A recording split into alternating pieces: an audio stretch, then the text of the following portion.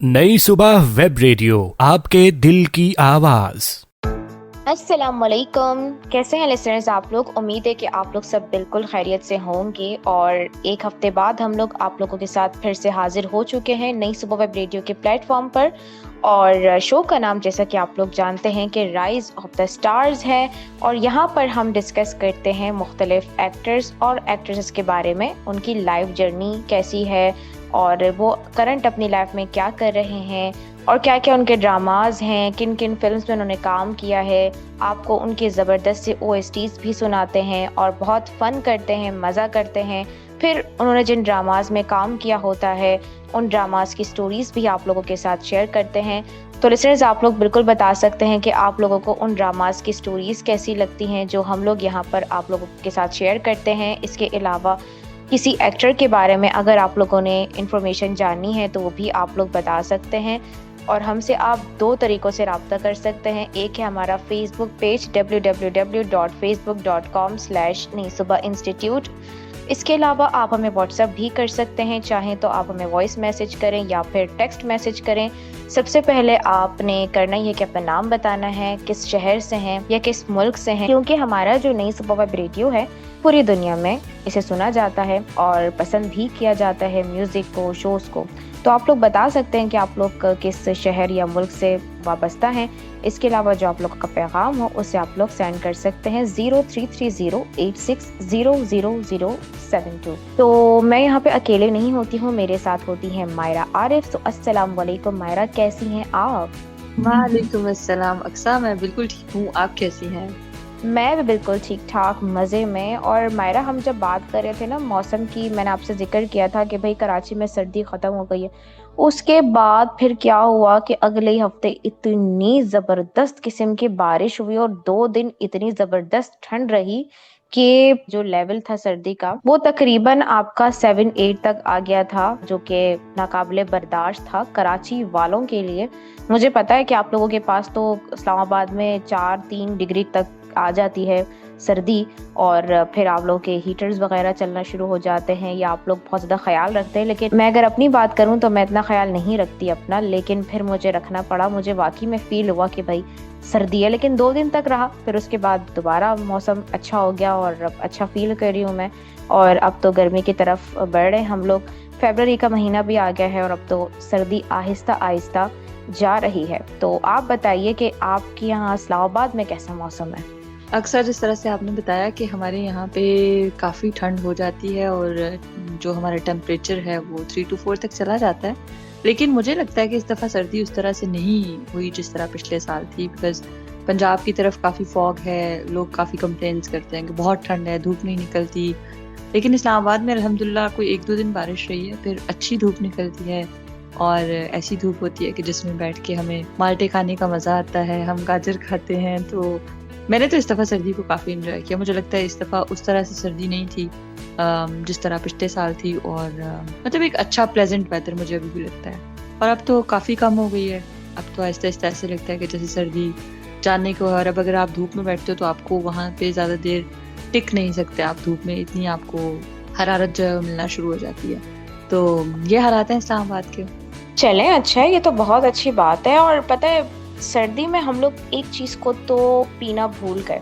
क्या ख्याल है कि उसे पीने चलें अभी ब्रेक में? हम किसे पीना भूल गए हैं?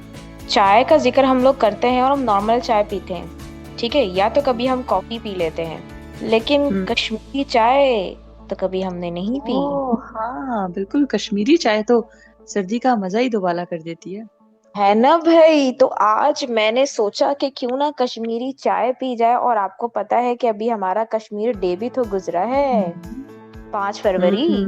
बिल्कुल, बिल्कुल। कश्मीर डे भी हमारा गुज़र चुका है। बिल्कुल। सो एक काम करते हैं, चलते हैं, अच्छा सा म्यूजिक सुनते हैं और फिर वापस आते हैं। आप लोगों ने लिसनर्स कहीं नहीं जाना, रहना है हमारे साथ, क्योंकि आप लोग सुन रहे हैं नहीं लिसनर्स, आप लोग बिल्कुल सुन रहे हैं, वो बताऊंगी मैं आप लोगों के आप लोग क्या सुन रहे हैं, लेकिन आप लोगों ने हमारे साथ रहना है। और कश्मीरी चाय आप लोगों के पास भी अगर बनी हुई है तो आप लोग भी इसे एंजॉय करें इस गाने के साथ, और अगर नहीं बनी हुई है तो आप लोग बना भी सकते हैं। एंजॉय करने के लिए तो इंसान कुछ भी कर सकता है भाई, अपनी खुशी के लिए। तो मायरा, क्या प्ले करने वाले हैं आज हम? बिल्कुल अक्सा, आज हम जो सॉन्ग प्ले करेंगे ना वो एक एक्ट्रेस की आवाज में है। अरे सो वाह। उन्हीं एक्ट्रेस की हम नेक्स्ट बात भी करेंगे कि वो कौन है, क्या करती हैं। लेकिन ये जो सॉन्ग है ना, ये भी उन्होंने अपनी आवाज में गाया है, अपने ही ड्रामा का ओएसटी है उनका। तो जब ये लिस्टर्स सुनेंगे तो उन्हें समझ आ जाएगी कि हम किसकी बात कर रहे हैं। ये तो बहुत अच्छी चीज़ हो गई है भाई। लेकिन मैं आप लोग को लिसनर्स बता दूं कि फीमेल सीरीज शुरू हो गई है हमारे एक्टर्स की। लेकिन वैसे तो मायरा हमें बता देती हैं कि वो किसकी इन्फॉर्मेशन हमारे साथ शेयर कर रही हैं, और फिर नेक्स्ट में मैं आप लोगों को उन ड्रामास की स्टोरीज भी बताती हूँ। तो आइए जानते हैं, मायरा की तरफ बढ़ते हैं, और फिर जब हम उनके बारे में जानेंगे तो कर सकेंगे कुछ मज़ीद बातें। सो मायरा बताइए कि आज हम किसके बारे में जानने वाले हैं। जी अक्सा, तो हमने जिस तरह के अपने लिसनर्स को सॉन्ग भी सुनाया रंगरेजा ड्रामा का, और इस ड्रामा में जो एक्ट्रेसेस हैं वो हैं मिस सजल अली। और सजल अली ने इस गाने का ओएसटी खुद गाया साहिर अली बग्गा के साथ। आल्दो साहिर अली बग्गा एक बहुत प्रोफेशनल सिंगर हैं, लेकिन स्टिल सजल अली की बहुत अच्छी काविश थी और मुझे तो बहुत पसंद आई।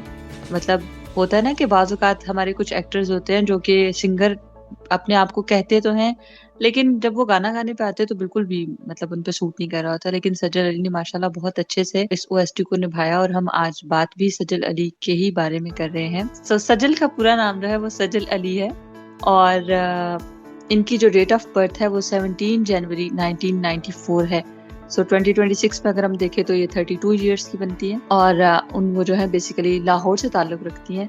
लेकिन करंटली जो सजल अली हैं वो कराची में है, क्योंकि इंडस्ट्री का सेंटर जो है वो कराची है, और इसमें काफ़ी सारे जो ड्रामा हाउसेस कराची में ही काम कर रहे हैं।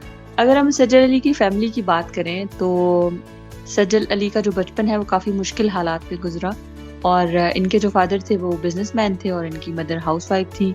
लेकिन सजल अली ने बहुत ही बचपन में अपनी वालिदा को खो दिया था, जिसकी वजह से उनको काफ़ी ज़्यादा स्ट्रगल करनी पड़ी, और इस लॉस ने जो है वो सजल अली की पर्सनैलिटी पे भी काफ़ी इम्पैक्ट डाला। इनकी एक बहन है सबूर अली, जिनको हम अक्सर ड्रामाज में देखते हैं। तो दोनों बहनें बहुत अच्छे से, इनकी बॉन्डिंग भी काफ़ी हमें नज़र आती है, और दोनों एक दूसरे के लिए बहुत ही सपोर्टिंग रोल प्ले करती हैं। सजल अली की जो शादी, अगर हम उसकी बात करें तो इनकी शादी अहद रज़ा मीर से हुई थी, लेकिन बाद में इनका फिर डिवोर्स हो गया था। और इस मुश्किल दौर के बावजूद सजल अली ने अपना फोकस जो है वो अपनी एक्टिंग की तरफ रखा। उन्होंने फिर भी ड्रामाज में काम किया, फिल्म्स में काम किया, और उन्होंने प्रूव किया कि मुश्किल हालात आ भी जाएं तो इंसान अपने आप को अगर स्ट्रॉन्ग रखे तो वो कुछ भी कर सकता है। सजल अली एक बहुत सॉफ्ट स्पोकन इंट्रोवर्ट पर्सनैलिटी की मालिक है। ज़्यादा पब्लिसिटी से दूर रहती हैं और अपने काम पे ज़्यादा फोकस करती हैं। उनकी जो एक्टिंग का प्लस पॉइंट है ना, वो उनके नेचुरल एक्सप्रेशंस हैं। यानी कि वो जब भी किसी ड्रामा में हमें नज़र आएंगी तो हमें कभी भी नहीं लगेगा कि वो एक्टिंग कर रही हैं, बल्कि वो इतने अच्छे से एक्सप्रेशंस देती हैं कि लगता ही नहीं कि वो अननेचुरल चीज़ है। अगर हम इनके करियर की बात करें तो सजल अली ने बहुत छोटी एज से अपना करियर स्टार्ट कर दिया था। उनका पहला जो ड्रामा था वो था महमूदाबाद की मलकाएं, जो कि 2011 में रिलीज हुआ। इस ड्रामा में इनका रोल जो था वो काफ़ी छोटा था, लेकिन इनको काफ़ी नोटिस किया गया इनकी एक्टिंग को, और फिर इसके बाद उनको काफ़ी सपोर्टिंग और नेगेटिव रोल्स भी मिले, जो कि अमूमन जो एक्ट्रेसेस हैं वो पसंद नहीं करती। लेकिन सजल अली ने इनको भी अच्छे से निभाया। जो टर्निंग पॉइंट था ना उनका, जिससे उनको ज़्यादा पब्लिसिटी मिली, वो था यकीन का सफ़र ड्रामा, जिसमें उन्होंने डॉक्टर ज़ूबिया खालिद का किरदार अदा किया था, और इस रोल ने इनको टॉप एक्ट्रेसेस की लिस्ट में शामिल कर दिया। इनके फेमस ड्रामास की अगर हम बात करें तो उसमें यकीन का सफ़र है, अलिफ है, आंगन और अंग्रेज़ा, जिसका भी हमने ओएसटी भी सुना, गुले राना, सिनफ़े आहन, ये दिल मेरा, सस्सी पुन्नू, महमूदाबाद की मलकाएं, ये तमाम जो थे इनके ड्रामास थे। और अगर हम मूवीज़ की बात करें तो जो बॉलीवुड की मूवी थी मॉम, श्रीदेवी के साथ सजल अली ने काम किया, जिसमें अदनान सिद्दीकी भी थे। सजल अली हमें उस फिल्म में नज़र आई। जिंदगी कितनी हसीन है के नाम से एक मूवी में नज़र आई हमें सजल अली, खेल खेल में। ये इनकी कुछ फेमस मूवीज़ हैं। अगर हम अवार्ड्स की बात करें तो सजल अली को कई अवार्ड्स मिले, जिसमें लक्स अवार्ड, हम अवार्ड, ARY अवार्ड्स, ये सब शामिल है, और इन्हें पाकिस्तान की बेस्ट एक्ट्रेसेस में शामिल किया जाता है। अक्सर ये सजल की इन्फॉर्मेशन थी जो हमने अपने लिसनर्स के साथ शेयर की, और इसी से हमें पता चलता है कि सजल माशाल्लाह से बहुत स्ट्रॉन्ग पर्सनैलिटी की मालिक है, और हम उनके ड्रामाज में उनको अक्सर देख भी रहे होते हैं। अच्छा, वैसे मुझे उनकी एज जान के काफ़ी अजीब लगा, क्योंकि मुझे सजल अली बहुत छोटी सी लगती है इन ड्रामाज में। असल में मायरा वो बोलती बहुत प्यारा है। बहुत हाँ, sweet उनकी वॉइस है, जैसे बच्चों वाली वॉइस होती है ना। तो कुछ लोग जो होते हैं ना, जब उनकी आवाज़ प्यारी होती है ना, तो वो आवाज़ से छोटे लगते हैं, क्योंकि हम लोग तो विजुअली इम्पेयर्ड हैं, तो हम लोग आवाज़ से ज़्यादा लोगों को पहचानते हैं। तो बिल्कुल। इस वजह से हम लोगों को ज़्यादा वो छोटी लगती है। इनकी जो एक बहन है ना, सुबूर अली, वो भी ऐसी ही है, बिल्कुल इनकी तरह है। इन दोनों की वॉइसेस में ज़्यादा कुछ फ़र्क नहीं है, बल्कि सुबूर अली तो आपको इनसे ज़्यादा छोटी लगेंगी अगर आपने कभी उनके नहीं, मुझे ड्रामा। वैसे सबूर अली ना बहुत रोने वाले रोल्स में ही ज्यादातर दिखी हैं, और मुझे वो इतनी, मतलब मुझे सजल अली ज्यादा अच्छी लगती है, और मुझे सजल अली सबूर से छोटी लगती थी। हाँ, लेकिन तो बाद में ये चीज़ है, लेकिन नहीं, सजल बड़ी है, सुबूर छोटी है। हाँ बिल्कुल। जी, वैसे जो इनकी इन्फॉर्मेशन है वो जान के मुझे बहुत अच्छा लगा, और इनके काफ़ी सारे ड्रामे तो मैंने भी देखे हैं। ये बहुत अच्छी एक्टिंग करती है जहाँ तक बात की जाए। अच्छा, एक बात मुझे बड़ी अच्छी लगी कि मुझे नहीं समझ आता अक्सर कभी अपनी लाइफ में ना, कि भाई अगर एक टेंशन आ गई है ज़िंदगी में, एक चेंज आ गया है, जैसे भी देखिए ना, आपने ज़िक्र किया इनकी सेपरेशन का, कि सेपरेशन तो हुई, ठीक है, और काफ़ी लंबा इनका जो ये शादी वाला टाइम था, वो इतना लंबा नहीं चल सका था, ठीक है ना। काफ़ी शॉर्ट टाइम में ही इन लोगों की सेपरेशन हो गई, और इन लोगों ने अपनी पसंद से शादी की थी। और दिखने में मायरा दोनों इतने स्वीट और क्यूट लगते थे, दोनों की जोड़ी बहुत ज़्यादा पसंद की जाती थी, परफेक्ट जोड़ी थी। लेकिन फिर हुआ ये कि इनकी सेपरेशन हो गई। तो सेपरेशन होना हमारे यहाँ, किसी आम लोगों की अगर हो जाए सेपरेशन हमारी सोसाइटी में, तो हम लोग बड़ा टेंस हो जाते हैं, या फैमिली के अंदर बड़े इश्यूज आ जाते हैं। एक टेंस माहौल होता है जिसको किसी लड़की के लिए भुलाना, और फिर दोबारा से अपने करियर को स्टार्ट करना, और दोबारा से आगे बढ़ना बड़ा मुश्किल हो जाता है, ठीक है ना। अगर मैं अपने लिए सोचूं, तो मेरे लिए अगर मेरी ज़िंदगी में कोई ना कोई ऐसा मसला हो जाए, कोई हादसा हो जाए, और उसके बाद फिर मैं दोबारा से अपनी ज़िंदगी को शुरू करूं, तो बड़ा मुश्किल हो जाएगा मेरे लिए ना। लेकिन इन्होंने उस चीज़ को बड़ा पॉजिटिवली लिया, और उस चीज़ को आगे इन्होंने लेके चली, बढ़ाया, और इनकी जो सेपरेशन हुई उसका असर इन्होंने अपनी लाइफ पर होने नहीं दिया।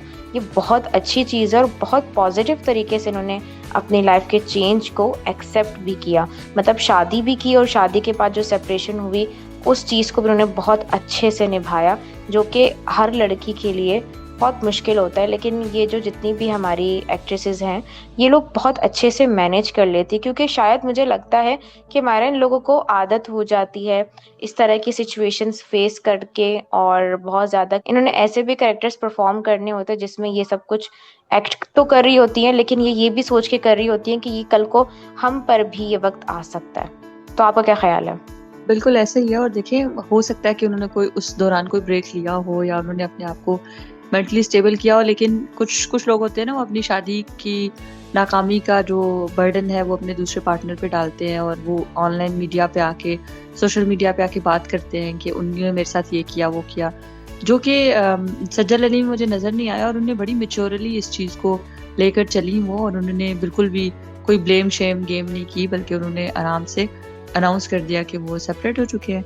सो ऑडियंस ने भी ज़्यादा इधर उधर चीज़ को नहीं उछाला, क्योंकि देखिए ये एक्टर के अपने ऊपर भी बेस करता है ना, कि अगर आप अपनी लाइफ को इस तरह ओपनली डिस्कस करोगे, और आप कहोगे कि नहीं मेरे साथ तो ऐसा हुआ, या मैं बड़ी मजलूम हूँ, तो फिर कुछ लोग आपको सिंपैथीज देते हैं, कुछ लोग आपको क्रिटिसाइज करते हैं। मुझे तो उनका ये बड़ा मैच्योर एक्ट लगा कि उन्होंने माशाल्लाह से अपनी सेपरेशन को बिल्कुल भी ज़्यादा उछाला नहीं, और दोनों तरफ से ऐसा था कि दोनों ने ही उस चीज़ को बहुत ज़्यादा मीडिया पे आके उसके बारे में बात नहीं की, जो कि एक बहुत अच्छी चीज़ है सजल अली की।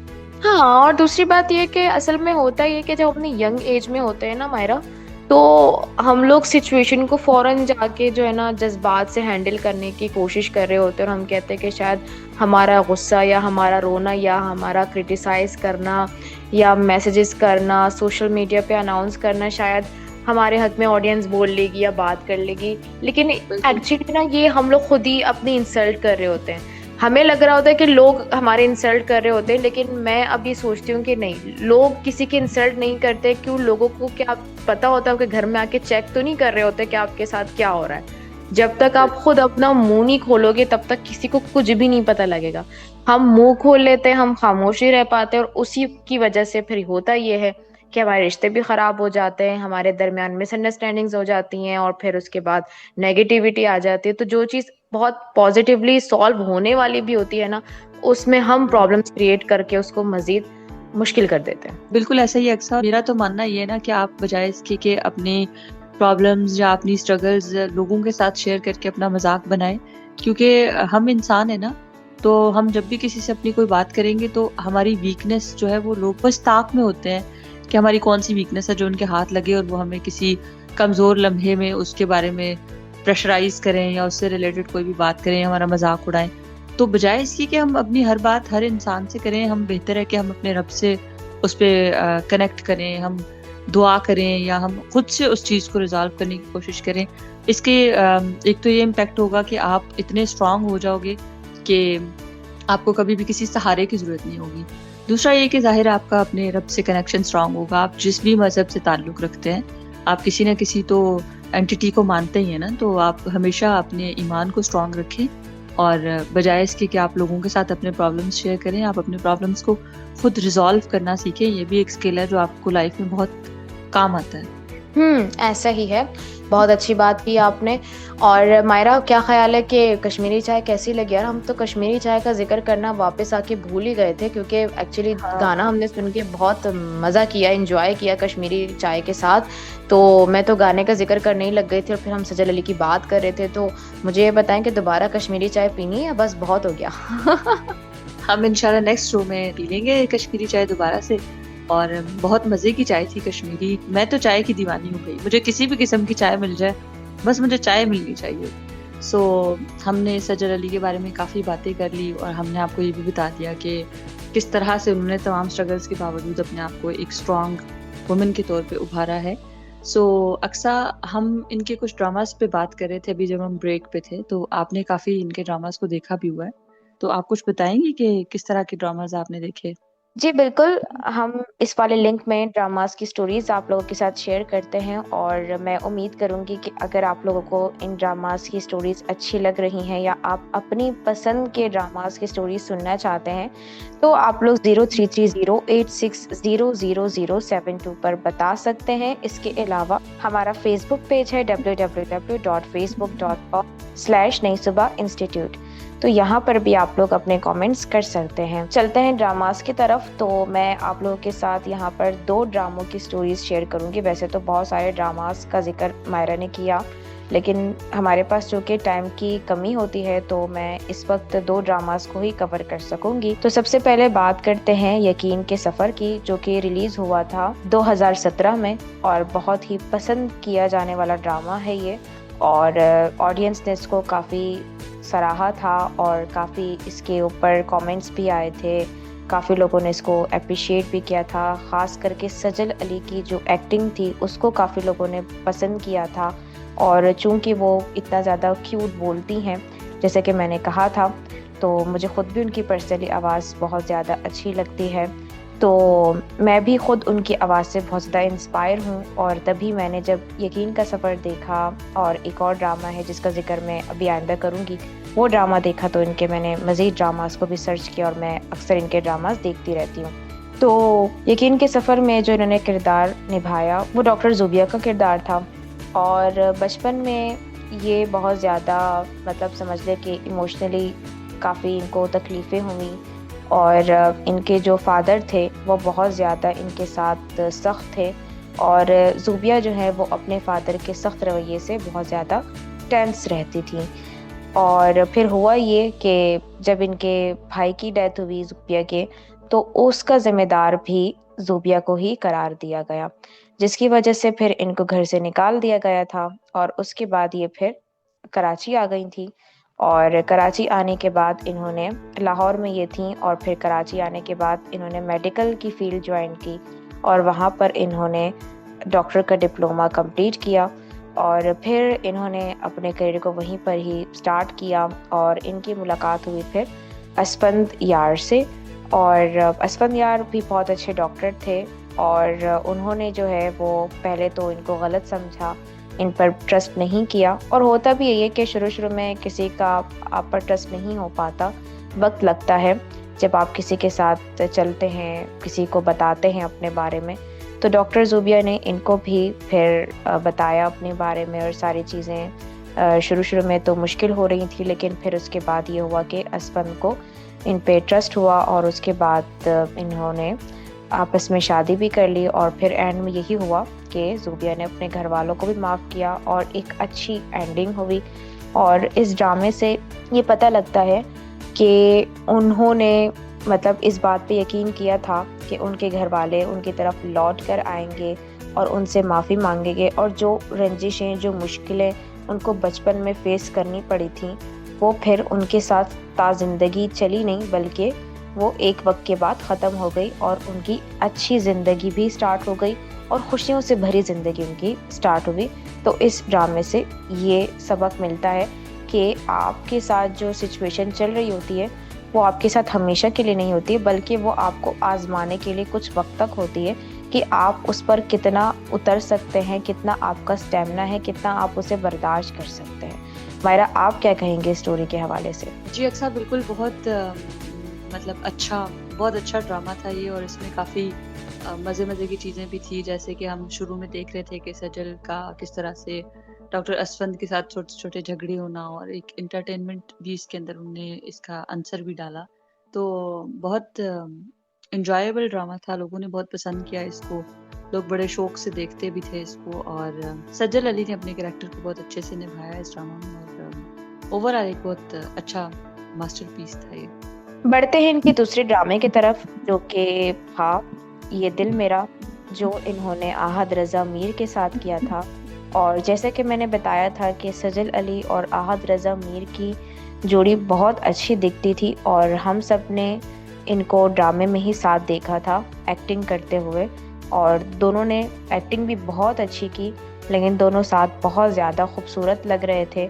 और जिस टाइम पे ये ड्रामा रिलीज़ हुआ था उसी टाइम पे इन लोगों की शादी भी हुई थी, उसी टाइम पे ये फेसबुक पे और इंस्टा पे इनकी शादी की धूम मची हुई थी। तो खैर ड्रामा कुछ यूँ था कि इनको सजल अली को जो है, जब ड्रामा स्टार्ट हुआ तो इस तरह हुआ कि सजल अली अपनी पुरानी जो मेमोरी थी उसको रिकॉल कर रही थी, और मेमोरी रिकॉल करते हुए इनको एक ख्वाब आता था जिसमें जो है ना कोई बूढ़ा शख्स इनको जो है वो लेके जा रहा होता है, और केन स्टेशन होता है, वहाँ पे ट्रेन में वो बिठा के इनको लेके जा रहा होता है। ये भाग रही होती हैं उस शख्स से और वो शख्स इनको पकड़ने के लिए आ रहा होता है। तो ये सारा मंजर देख के ये डर जाती हैं। अच्छा, इनकी मदर होती नहीं है, डेथ हो चुकी होती है इनकी मदर की, इनके सिर्फ फादर होते हैं। तो जो इनके फादर होते हैं वो अदनान सिद्दीकी होते हैं उस ड्रामे में। जो ऐना होती हैं वो इकलौती होती हैं, अपने फादर की एक ही बेटी होती हैं, और इनके जो फादर हैं वो उनको बहुत ज़्यादा जान छिड़कते हैं, और ऐना अपने फादर को आगा जान बोलती हैं प्यार से, और उनके फादर उनके लिए किसी किस्म का मतलब सेक्रीफाइस या कॉम्प्रोमाइज़ करने को तैयार होते हैं। बस ये होता है कि वो उनको हमेशा खुश देखना चाहते हैं ऐना को, और ऐना भी अपने फादर से बहुत ज़्यादा मोहब्बत कर रही होती हैं।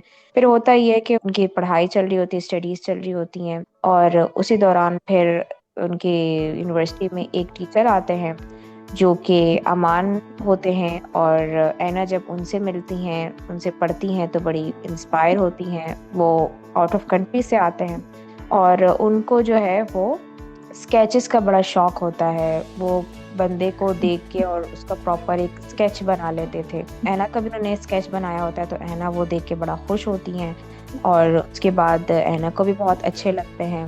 तो फिर उसके बाद होता ये है कि ऐना को भी वो बहुत ज़्यादा पसंद करते हैं। ऐना से मिलके उनको भी बड़ी खुशी होती है।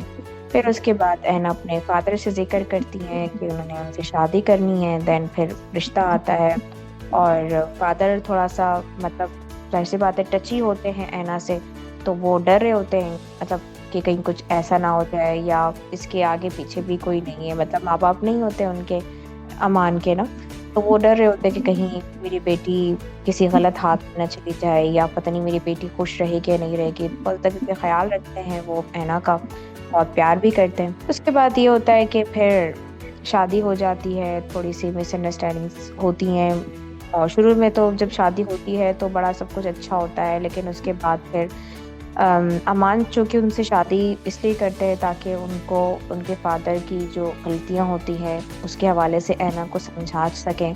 फिर उसके बाद उनको वो हनीमून के बहाने नॉर्दर्न एरियाज़ लेके जाते हैं, वहाँ पे फिर विज़िट करवाते हैं, अपने घर भी लेके जाते हैं, फिर उसके बाद ऐना जो है वो उनके घर पे जो है वो देखती हैं कि मतलब जो है ना एक रूम होता है वो लॉक होता है। तो ऐना पूछती है कि वो रूम लॉक क्यों होता है। तो वो कहते हैं कि आपका इस रूम में क्या काम है, आप मेरी गैर मौजूदगी में इस रूम में नहीं जाया करें। लेकिन ऐना, ज़ाहिर सी बात है, एक इंसान है, वो जब उसको एक चीज़ पता लग जाती है कि मुझसे छुपाई जा रही है, तो वो क्यों छुपाई जा रही है, क्या है जो मुझसे छुपाया जा रहा है। तो ऐना खैर चली जाती हैं। उनका स्टडी रूम होता है अमान का, तो उसमें वो अक्सर गिटार बजाने की प्रैक्टिस भी कर रहे होते हैं। तो वो खैर चली जाती हैं उनकी गैर मौजूदगी में, और वहाँ पे देख के परेशान हो जाती हैं कि ये सब क्या है। तो वहाँ पे बेसिकली उनके फादर मदर की, अमान के ना, और उनकी सिस्टर की यादें होती हैं। उन्होंने बहुत सारी उनकी मेमोरीज रखी होती हैं। तो फिर वो मतलब जो है ना पूछती हैं कि ये सब क्या है, अमान से पूछती हैं। तो वो अमान मतलब परेशानी में, गुस्से में कहते हैं कि ये ना कब्रिस्तान है, मतलब यहाँ पे मेरे माँ बाप की और मेरी बहन की कब्रें हैं, और इसलिए मैं तुम्हें यहाँ से जाने से मना करता हूँ।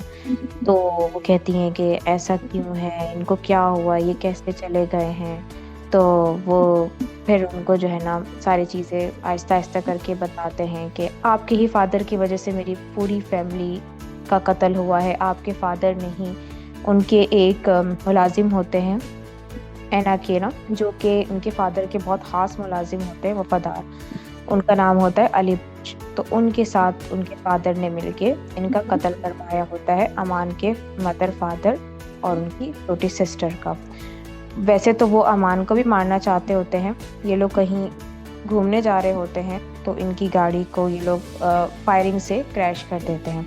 तो उसमें जो अमान होते हैं वो बच जाते हैं, बाकी जो 3 लोग होते हैं उनकी ऑन द स्पॉट डेथ हो जाती है। तो अब ये होता है कि जो अदनान सिद्दीकी होते हैं, ऐना के फादर, उनको ये लगता है कि शायद अमान भी मर चुके हैं, लेकिन अमान बच जाते हैं। और फिर उसके बाद अमान अपने चचा के पास रह रहे होते हैं, सारी स्टडीज़ वगैरह कंप्लीट करके। और उसके बाद ज़ाहिर सी बात, बच्चे के सामने एक चीज़ हो जाती है तो बच्चे ने तो फिर उस चीज़ का बदला लेना होता है। तो खैर वो उस तरीके से तो बदला नहीं लेते कि कत्ल पे कत्ल, लेकिन होता ये है कि फिर ऐना को सारी सच्चाई पता लग जाती है। और वो मोहब्बत करने वाली जो ऐना होती है, वो अपने फादर से नफ़रत करती है।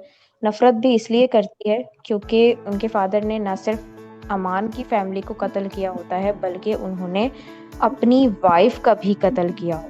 क्यों? क्योंकि वो एक रात को जब उनको पता लगता है कि जो उनके हस्बैंड हैं, क्योंकि अमान की फैमिली का और ऐना की फैमिली का, जब अमान और ऐना छोटे होते हैं तो इन लोग का बहुत आना जाना होता है। और अदनान सिद्दीकी जो होते हैं, उनका अमान की मदर के साथ अफेयर चल रहा होता है कॉलेज लाइफ में। लेकिन जो अमान की मदर होती हैं, उनको कोई और पसंद होते हैं, वो उनसे शादी कर चुकी होती हैं। लेकिन जो ऐना के फादर होते हैं, वो ज़िद होते हैं कि वो उनके साथ अभी भी अपना रिलेशन कायम कर सकती हैं और उनसे इंटरेस्ट रख सकती हैं। लेकिन चूँकि वो अपनी ज़िंदगी में खुश होती हैं, वो पहले ही मना कर चुकी होती हैं।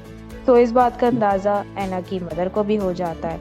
उसके बाद उनको ये पता लग जाता है कि ऐना के जो फादर हैं, वो उन्होंने ही कत्ल किया होता है अमान की पूरी फैमिली का। तो उसके बाद वो अपनी बच्ची की जान बचाने के लिए, अपनी बच्ची को बचाने के लिए वो क्या करती हैं कि वो उसको ले जाती हैं रात के अंधेरे में। तो उसके बाद होता ये है कि वहाँ से ऐना के फादर देख लेते हैं, और उसके बाद वो ऐना को लेके और जो है वो अपनी जो वाइफ होती हैं उनको कत्ल करवा देते हैं। तो ये सारी बातें जब ऐना को पता लगती हैं, तो ऐना उनसे फिर यही कहती हैं कि मुझे सारी सच्चाई बताएं, मुझे आप ही बताएंगे। तो उनके फादर कहते हैं मैं आपसे बहुत प्यार करता हूँ। कहती हैं कि नहीं, आप मुझसे अगर प्यार करते होते तो आप मेरे अपनों को कभी नहीं मारते, आप उनको ये सज़ा कभी नहीं देते, आप मुझसे ये सच्चाई कभी नहीं छुपाते। आपकी वजह से मैं रात को उठती हूँ, मुझे ख्वाब आते हैं, मैं डरती हूँ। उसकी वजह क्या है कि यही वजह थी कि आपने मुझे इन सब चीज़ों से छुपा के रखा, मुझे कुछ नहीं पता चलने दिया। उसके बाद फिर ये होता है कि वो कहती कि आज के बाद ना मैं आपकी बेटी हूँ, ना मैं आपसे कोई मोहब्बत करती हूँ, और आपसे मेरा कोई रिश्ता नहीं, आप मेरे कुछ नहीं लगते।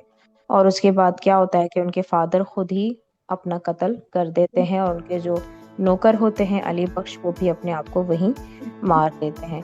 तो फिर उसके बाद जो उनकी सारी जायदाद होती है उनके फादर की ट्रस्ट में दे देती हैं, और उसके बाद वो अमान से भी कह देती हैं कि हम आगे नहीं चल सकते साथ। अमान तो ऐना के साथ रहना चाहते होते हैं क्योंकि वो बहुत ज़्यादा प्यार करते हैं, लेकिन भी प्यार करती हैं ऐना।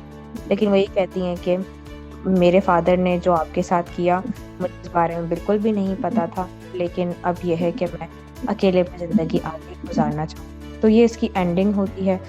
तो आई होप कि आप लोगों को मज़ा आया होगा और बहुत अच्छी इसमें स्टोरी थी और थोड़ी हॉरर भी थी, थोड़ी डरावनी भी थी और इसमें सिखाया यही गया है कि हम ये कभी-कभी सोचते हैं ना कि सच छुपाने से छुप जाएगा, किसी को पता नहीं लगेगा और हम एक सच को छुपाने के लिए बहुत सारे झूठ बोल देते हैं।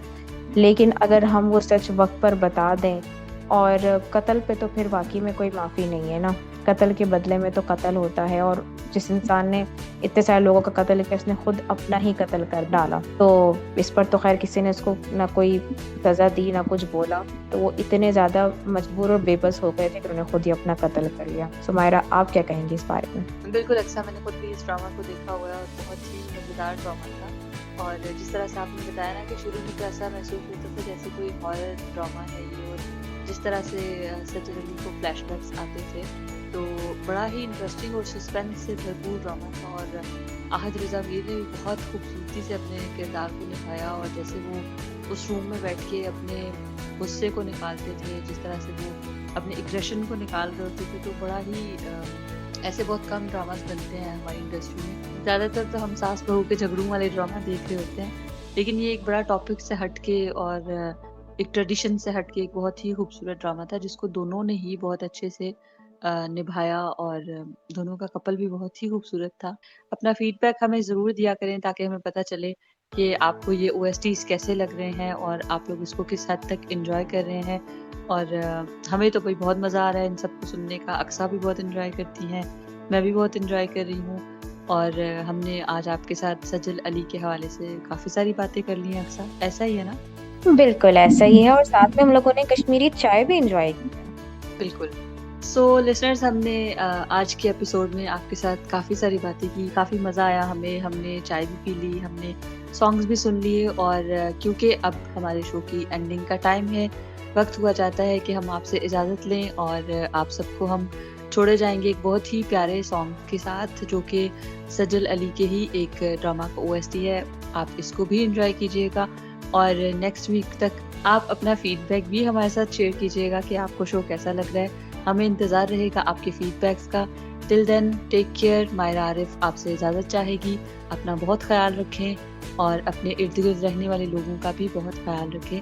अल्लाह हाफिज़। तो ये थी मायरा जो कि बहुत खूबसूरत बात कहकर जा चुकी हैं और मैं भी चाहूँगी आप लोगों से इजाज़त, लेकिन इजाज़त चाहने से पहले मैं आप लोगों से एक छोटी सी बात करूँगी कि जिस तरह मायरा ने भी कहा कि अपना जो कनेक्शन है वो अल्लाह ताला से मजबूत कर लें, तो मेरा भी यही कहना है कि अगर आप चाहते हैं अपनी ज़िंदगी में सुकून, और सुकून हमारी ज़िंदगी में बहुत ज़रूरी है हमारे लिए, तो उस सुकून को वापस अपनी ज़िंदगी में लाने के लिए जो पहले था या उसको बरकरार रखने के लिए हमें ये करना है कि हमें अपने अल्लाह से रिश्ता जोड़ लेना है और अल्लाह से ऐसा रिश्ता जोड़ लेना है कि हम दुनिया में ढूंढते हैं ना कि हमें सच्चे दोस्त मिलें, हम उनसे अपनी बातें शेयर करें। जब हम अल्लाह ताला को अपना दोस्त बना लेंगे और अल्लाह ताला से अपनी बातें शेयर करेंगे तो हमारी बातें ना किसी के पास जाएंगी, ना किसी के पास रहेंगी और ना किसी को हमारा राज रखने की तकलीफ़ होगी। तो अल्लाह ताला के पास हमारा राज भी रहेगा, हमारी बातें भी रहेंगी और अल्लाह ताला के सिवा किसी के पास भी हमारी प्रॉब्लम्स का हल नहीं होता। तो आप लोगों ने दोस्ती अगर करनी है तो अल्लाह ताला से दोस्ती कीजिए और अपनी ज़िंदगी में सुकून बरकरार रखने के लिए अल्लाह ताला से कनेक्शन मज़बूत कर लीजिए और इसी में ही आप लोगों की बेहतरी है। इसी खूबसूरत बात के साथ इंशाल्लाह ज़िंदगी रही तो आप लोगों से मुलाकात होगी अगले प्रोग्राम में इसी टाइम पर 9 से 10, और पता भी नहीं चलता कि 1 घंटा कितनी जल्दी गुजर जाता है और कितनी तेज़ी से गुजरता है। मैं तो कहती हूँ कि मैं अभी आई, अभी बस हम लोगों ने गाने सुने, बातें की और बस फ़ौरन से 10 बज जाते हैं।